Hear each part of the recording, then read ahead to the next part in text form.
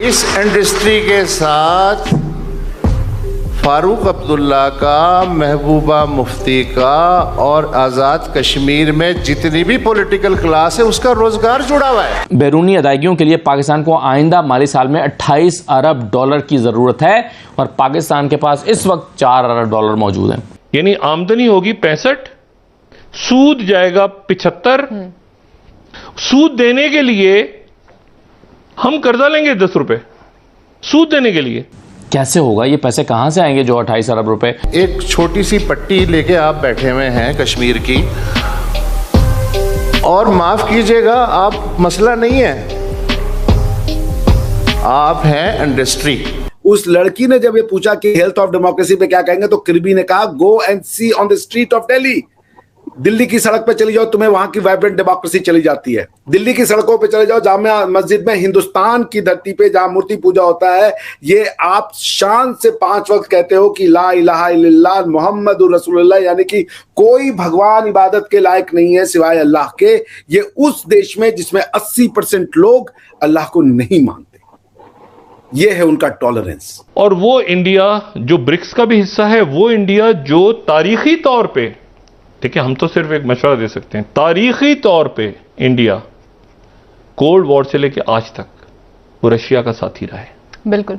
ये जो 75 साल में हम इस नतीजे पर आज पहुंचे हैं कि हमें 1-1 डॉलर और 1-1 अरब रुपया बचाने की जरूरत महसूस हो गई है। जो शेख जायद हैं यूएई वाले, वो तो यूं गले लगाते हैं मोदी जी को, अपने यहाँ का हाईएस्ट सिविलियन अवार्ड दे दिया।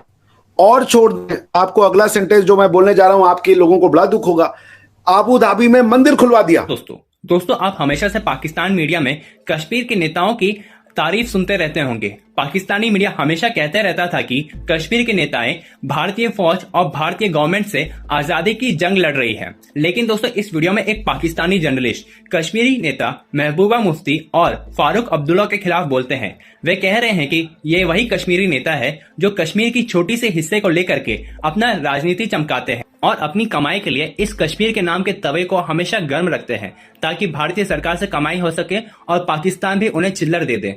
और वे कहते हैं कि कश्मीर एक इंडस्ट्री है और इस इंडस्ट्री की वजह से ही कश्मीर कमेटी का रोजगार चल रहा है। इन सब बातों को सुन करके वहां पर मौजूद कुछ लोग आजाद कश्मीर के नारे लगाने लगते हैं। तो वो जर्नलिस्ट भड़क जाते हैं और कहते हैं कि अगर आप लोगों को यहाँ पर नारा लगाना है तो मैं बात नहीं करूंगा। तो चलिए दोस्तों इसी पर आगे पाकिस्तानी मीडिया का रिएक्शन देखते हैं। इंडिया की बात हम वापस से करते हैं कि आप क्या पे, मैंने कहा अजीब अजीब सी वो है, मतलब इंडियंस को जो वो डिफाइन करते हैं। अगर आप देखें इमरान खान साहब को, मोदी फासिस्ट है, हर प्लेटफॉर्म पे बोला, यूनाइटेड नेशन के प्लेटफॉर्म पे बोला, जनरल असेंबली में मोदी फासिस्ट है, आरएसएस फासिस्ट है और ये जेनोफोबिक लोग हैं। सारी दुनिया को चिल्ला चिल्ला के बताया, कुछ नहीं हुआ। CNN, BBC, TRT, RT world, जितने इंटरनेशनल न्यूज चैनल हैं, इमरान खान साहब गए। इमरान खान साहब was a credible face according to army because he was hand picked for disreputing India, discrediting India कि Imran Khan is the best face, he has credibility among the international community। वो जाके बात बोलेंगे तो दुनिया सुनेगी। उन्होंने हर मंच से बोला मोदी फासिस्ट है, मोदी रेसिस्ट है, मोदी इस्लामोफोबिक है, आरएसएस जो है वो नाजी ऑर्गेनाइजेशन है। क्या हुआ? मोदी को ऑस्ट्रेलियन प्राइम मिनिस्टर बोला कि वो बॉस है। आप बोल रहे हो वो फासिस्ट है, Australian boss, Australian prime minister बोल रहा है। Australia is not an ordinary country. Australia का मतलब यूके, ऑस्ट्रेलिया का मतलब वेस्ट, ऑस्ट्रेलिया का मतलब यूएसए। वो कह रहा है कि मोदी इज दी बॉस। खत्म, आपका प्रोपेगेंडा हो गया। अब अगर आपकी बात सच है कि मोदी फासिस्ट है तो पूरे वेस्ट को नहीं दिख रहा है। चलें, वेस्ट आपका दुश्मन है। इस्लामिक वर्ल्ड में जो शेख जायद हैं यूएई वाले, वो तो यूं गले लगाते हैं मोदी जी को, अपने यहाँ का हाईएस्ट सिविलियन अवार्ड दे दिया।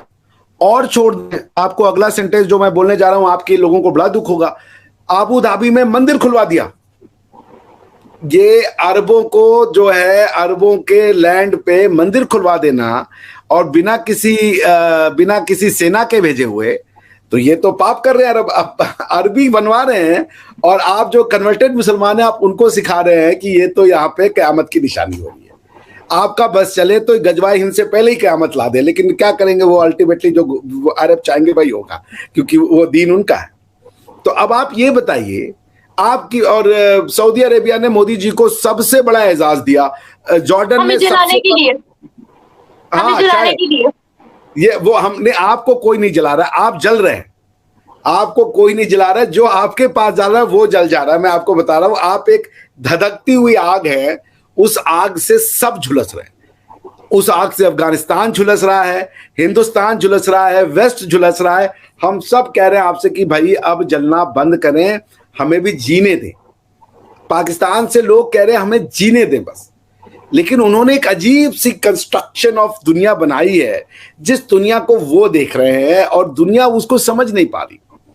हमारे यहाँ एक बहुत पहले ना सीरियल आता था मुंगेरी लाल के हसीन सपने, तो उसमें मुंगेरी लाल के सपने आते थे, वो अजीब दुनिया में चला जाता था। तो आपकी कंट्री का जो बेस्ट डिस्क्रिप्शन है Nimra ji, it's a delusional country, it's in hallucination. ये जो सिजोफ्रेनिक जिसको कहते हैं, वो जो देख रहे हैं वो दुनिया को दिख नहीं रहा है, क्योंकि वो जो देख रहे हैं वो एग्जिस्ट नहीं करता।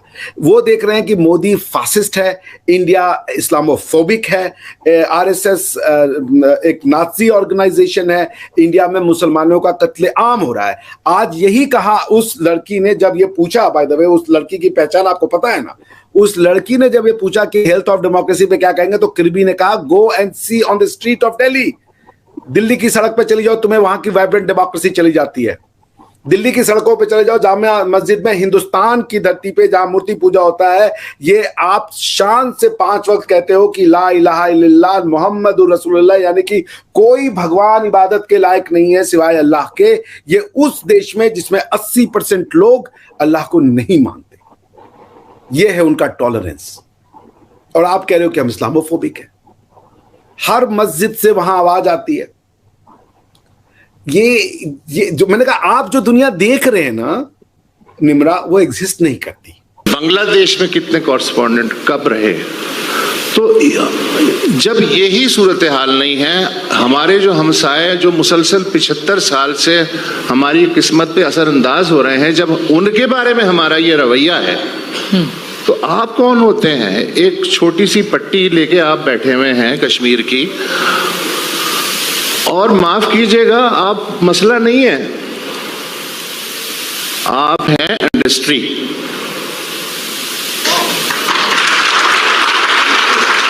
इस इंडस्ट्री के साथ कश्मीर कमेटी का रोजगार लगा हुआ है।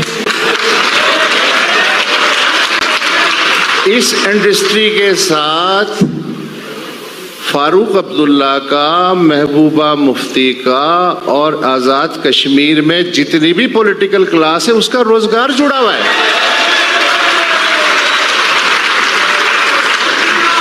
तो मेरे पेट पे लात मैं खुद क्यों मारूंगा? इस मसले के बारे में आउट ऑफ बॉक्स कोई सलूशन या अपने दिमाग को जहमत देने के लिए कि यार अगर ये सलूशन नहीं तो ये करके देख लो, क्यों? ये तो मेरी रोजी रोटी का सवाल है, पेट का सवाल है। मेरी गाड़ियां लगी हुई हैं, मेरे अलाउंसेस लगे हुए हैं, 90% मुझे बजट मिल रहा है मरकज से, और मरकज जो है ब्रेडफोर्ड में जाके कश्मीरियों को मसला कश्मीर समझा रहा है।